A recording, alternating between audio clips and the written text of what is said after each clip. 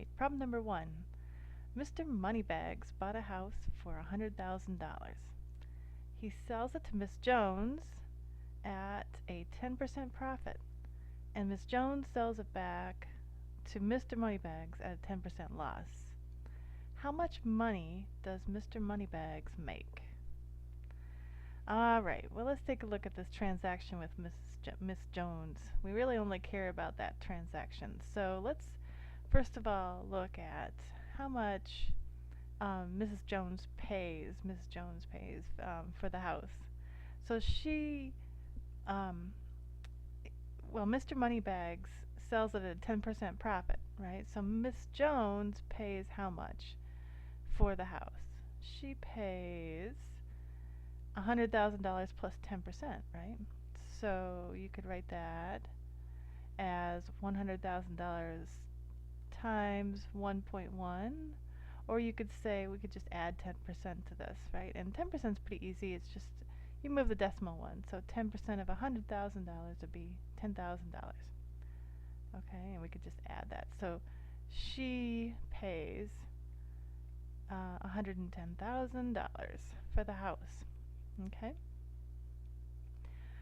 So then, and then Mr. Moneybags buys it back, but he buys it back with a 10% loss. Miss Jones she takes a 10% loss. Okay. So let's figure out a 10% loss here for 110,000. So it's this 10% loss is Mrs. Jones's loss, right? So it's 10% of $110,000, which is $11,000.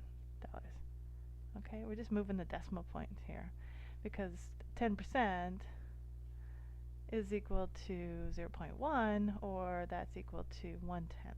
Okay, so if we take 1/10 of $110,000, we get $11,000, and if we subtract that, right, because she's selling it a loss, so she's selling it for less than what she paid, so we get $99,000.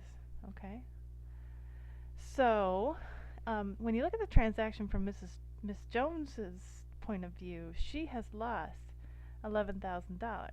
Okay, and in this transaction, that has to be the same as the amount of money that Mr. Moneybags makes. Okay, because there's nobody else in this transaction. And actually, it turns out this number is sort of irrelevant. Only it gives you your starting point. You add 10% to it to get the amount of money that Mrs. Jones pays for the house.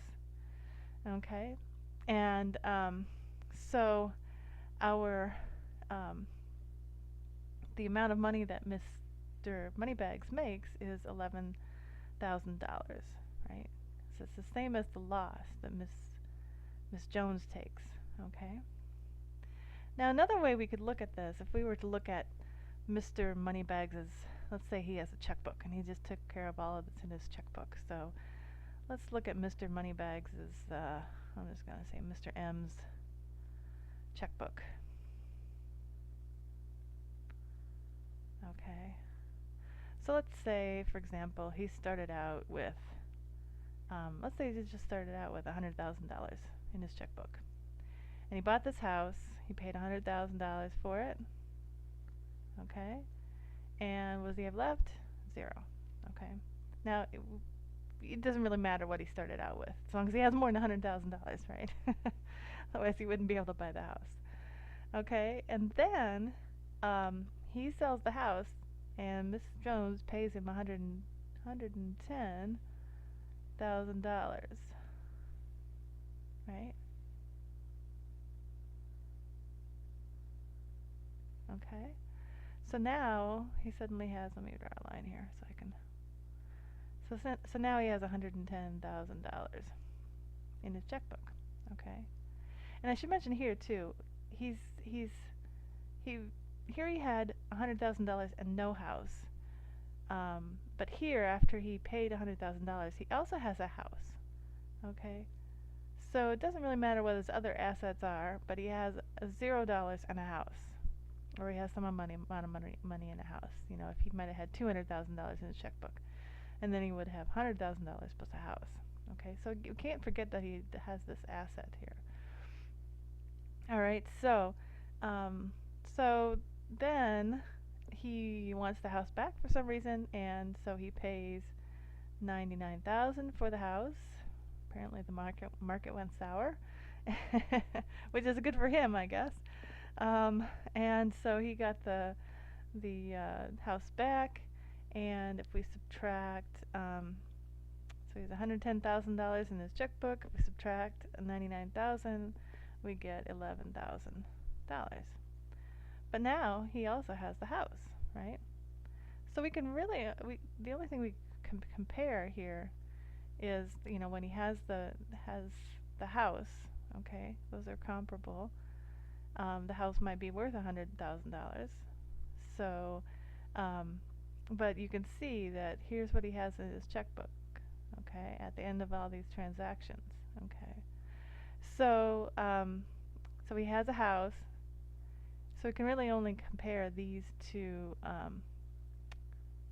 things where he's got the house and some amount of money. All right, does that make sense?